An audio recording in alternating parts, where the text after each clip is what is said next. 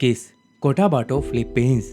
उस दिन इनके माता पिता इनसे ये कहते हुए सुबह सुबह अपने घर से निकलते हैं कि वो किसी काम से बाहर जा रहे हैं और उन्हें लौटने में काफी समय लगेगा, जो फिर सुबह से तकरीबन अब दोपहर के 2 बजने का समय हो चुका था।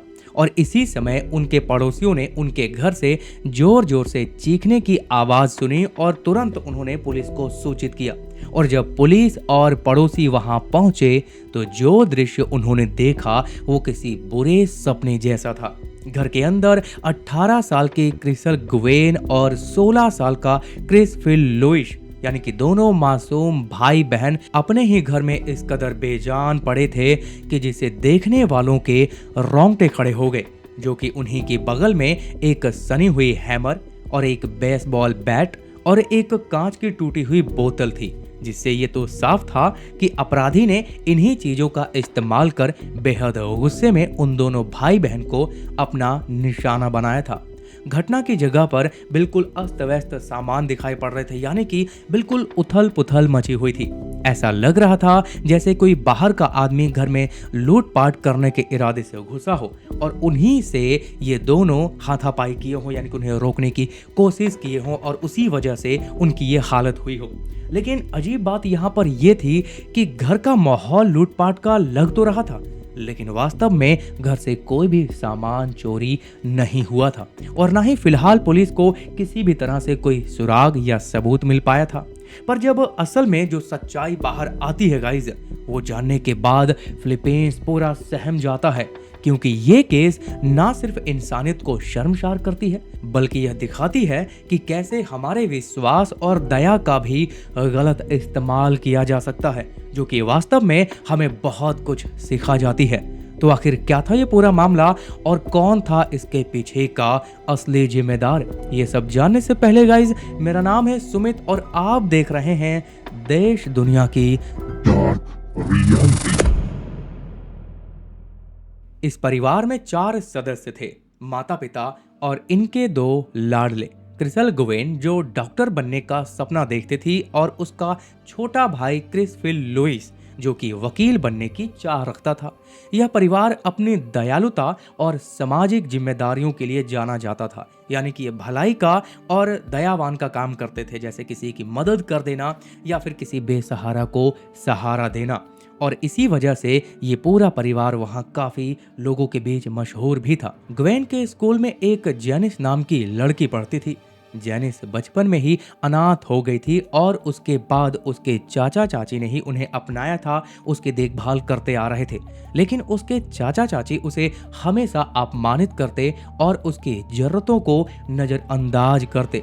जेनिस को अक्सर भूखा रहना पड़ता और वह स्कूल इसी वजह से हमेशा थकी हुई उदास रूप में आया करती, यानी कि वो ज्यादातर चुपचाप रहती थी, क्योंकि वो अपने घर में वो खुशी नहीं पा रही थी जो हर एक का अधिकार होता है। हालांकि दोनों काफी अच्छे अब दोस्त बन चुके थे और जब ग्वेन ने जेनिस की हालात देखी, उसके बारे में जाना, तो वो उसे नजरअंदाज ना कर सकी।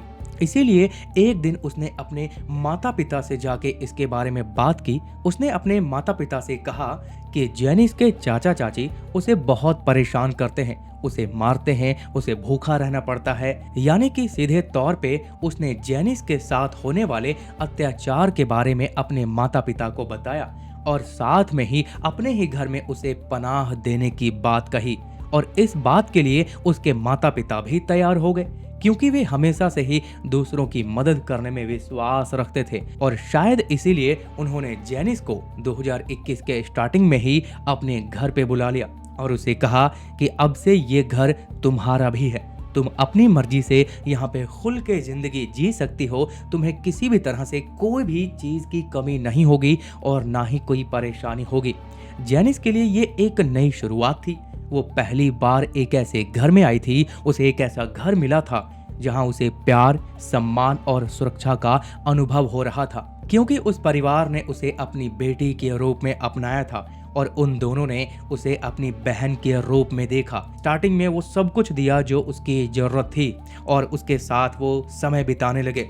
कुल मिलाकर बात ये थी कि उस परिवार ने उसे एक बेटी के रूप में अपनाया। वो कोई मेहमान नहीं थी, बल्कि हमेशा के लिए उसे घर में रख लिया था। और ऐसे ही वो पूरा परिवार एक नए सदस्य के साथ समय बिताने लगा, जो कि 2021 के शुरुआती में उसे अपनाया था।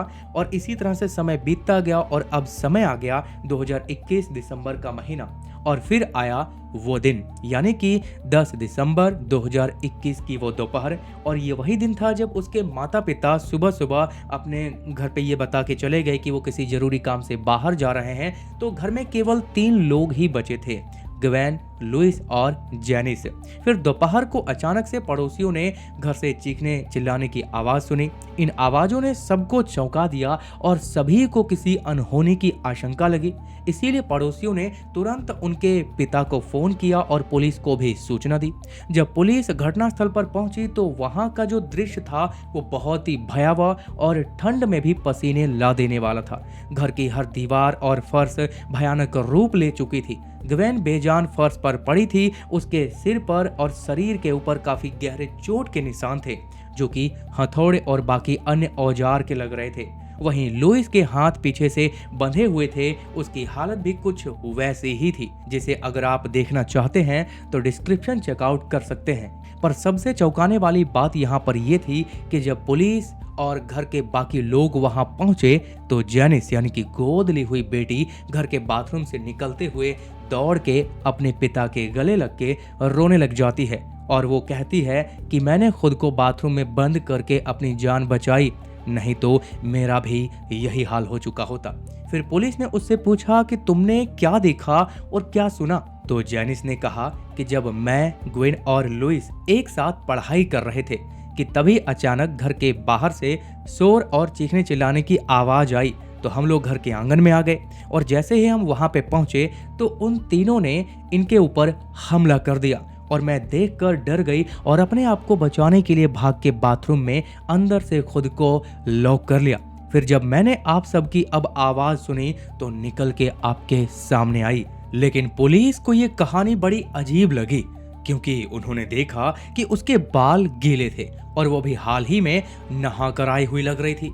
जिसे देखकर ये सवाल उठ रहा था कि जब घर में इतना बड़ा हादसा हो गया हो और इंसान इतना डरा हुआ हो तो वो भला नहाना तो दूर, नहाने के बारे में सोच भी नहीं सकता, तो फिर ये नहा के कैसे आ सकती है। फिर जांच टीम ने जब दोबारा से पूछताछ शुरू की तो उसने अपनी कहानी को बदलना शुरू कर दिया।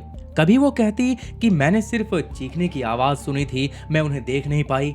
तो कभी वो कहती है कि मैं उन हमलावरों को देखी थी। और इसी बदलती बातों और हड़बड़ाहट ने पुलिस का संदेह उसके ऊपर पुख्ता करने पे मजबूर कर दिया था। लेकिन ये इतना आसान नहीं था। जांच शुरू हुई तो पुलिस ने हर छोटे छोटे सबूतों को खंगालना शुरू किया, हर चीज पे ध्यान देना शुरू किया। सबसे पहले घटनास्थल पर पड़े हथियारों की फॉरेंसिक जांच करवाई गई।